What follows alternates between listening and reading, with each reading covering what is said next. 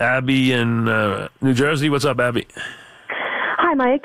I just wanted to call and say thank you so much. I grew up listening to you with my dad, and I just really wanted to thank you for all you've done. Thank you. I just wanted to call and ask you on your opinion. What do you think the future of the Giants is? I think it's fine. Listen, you go through these years. Now, this year got much worse than anything you could ever hope for, and years do spiral out of control, but they're in a position now. Everyone wondered when the successor to Eli would come along.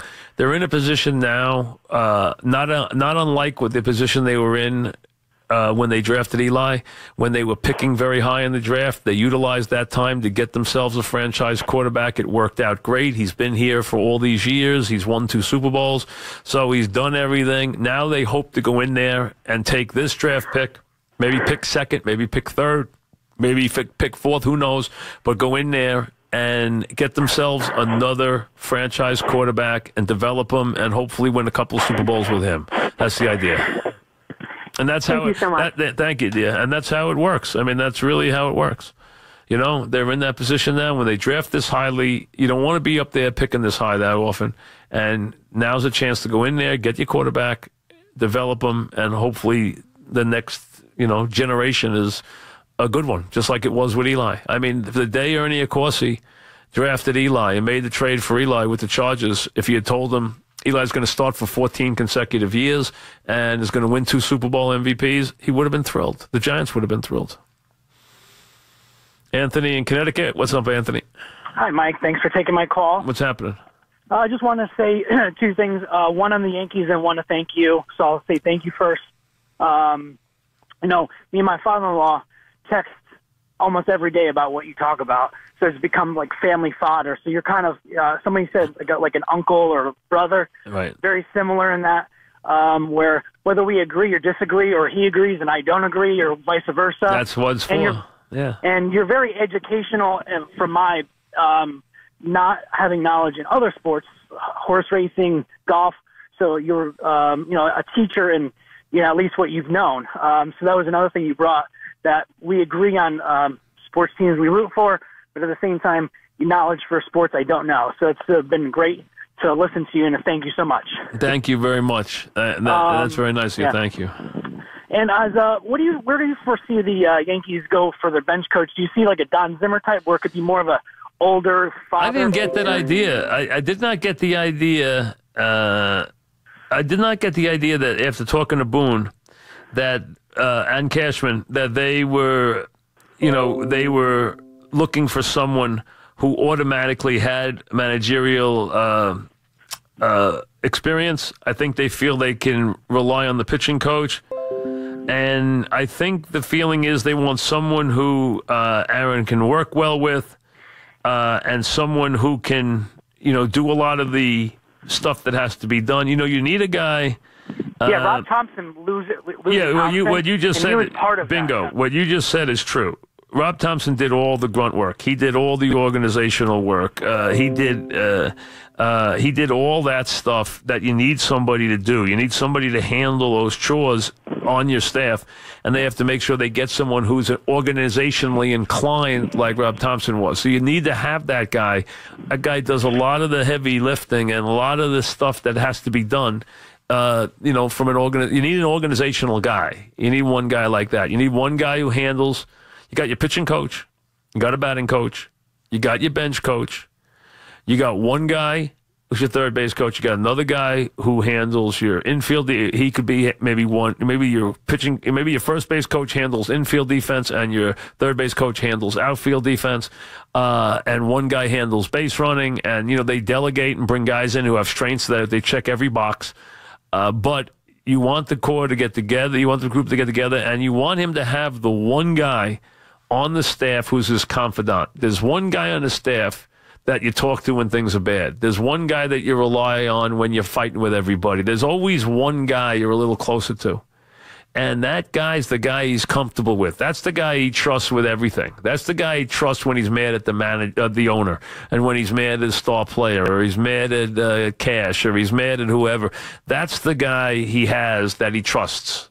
who he knows he can vent to and talk to. Everybody's got to have that guy, and that's an important part of it. And clearly they didn't feel like a guy being a manager was as important as someone they were comfortable with.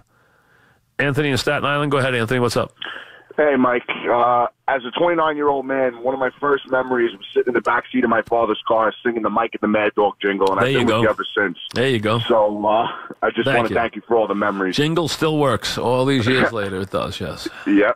So as far as the Giants' head coaching vacancy, I don't know if you're aware that Jon Gruden was on a local radio show, and he put out somewhat of a statement or a comment regarding when he was asked about the head coaching vacancy. Of the Giants? So, yeah. And he made a statement that made it seem like he was interested? It was very open-ended, Mike. So they asked him what were the odds of him taking the Giants head coaching position, and they told him that right now the odds of John taking it are about 35-1. So they asked him what he would take, the under or the over on 35-1, and he responded. I have the quote here if you'll let me. Good. He responded, "If Eli comes back, I'll definitely take the under on that one without a doubt." Yeah, so that kind of leaves it open-ended. John likes to flirt. I mean, he clearly likes to flirt with the media. He likes to get asked. You know, John's a guy that when the University of Tennessee rumors start, he doesn't end them. When all these different rumors start, he doesn't end them. He seems to like the attention, which is fine. I don't see certain guys as guys who fit the Giant mold. I don't see Gruden as that guy. I don't see Harbaugh at all as that guy. First of all, the Giants are not going to pay Harbaugh. He's making $9 million at Michigan. They're not going to pay him. And they're not going to give him total control, and those are two things he wants. The Bears have offered Harbaugh evidently total control of the franchise. And he's a former Bear. So, I mean, that would be more likely for him. And he much better fits Chicago and the Bears than he does the Giants. There are certain guys that, to me, just don't fit the franchise. Harbaugh is one of them. Gruden's another. What about Josh McDaniels, Mike? You're going to hear his name. I mean, his name's been around. I'm not as high on him as some people are. Let me just say one thing to you. I'm not as high on the Belichick assistants as some people are. As a matter of fact, give me the Belichick assistant who's been successful. There aren't many. There aren't any. They've all failed as head coaches. Charlie failed. McDaniel failed. Romeo failed. So where was the successful head coach from the Belichick staff? Where is he? Yeah, there aren't. There aren't any. So to me, I'm not running to take Patriots. I'm not doing that. See, and I'm not running to take failed head coaches. I would tell you right now, I'll give you guys I would be interested with the Giants. I would be interested in Shaw from Stanford. I think he's a tremendous coach. I think he's one of the better coaches in the country. I don't think he'll leave Stanford. Would I be interested? I know this guy will not get the job here. First of all, he'd be the third time of him getting a head coaching job. Secondly, he's got a jet resume as a head coach. Not happening. I think Eric Mangini would be a very good head coach. I think he learned his lesson. I think he understands what he didn't do right. I've always thought he had a chance to be a tremendous head coach. And like I said, I think he learned the things he had to learn. And he needed to get fired to learn it because he did not handle himself well with the Jets. He was his own worst enemy there. You can't treat the organization you can't treat people in the organization the way he treated people. He did a bad job. But his football acumen and his coaching ability should never have come into question because they are really good. He had never had a chance in Cleveland. He went there because he wanted to get right back on the wheel, and he went too fast. You got to know that you have to wait to get the second one because you're likely not going to get a third, so you don't rush into the second one. But it's hard to tell people that when they get fired that they don't want to, they want to rush because they want to get right back in because they can't see themselves being out of the league. Until they're out of the league, they can't see themselves being out of the league. Once they're out of the league, they realize that it goes faster than they thought.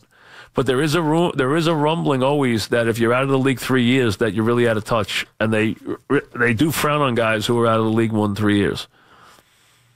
5 o'clock. Here's Joey.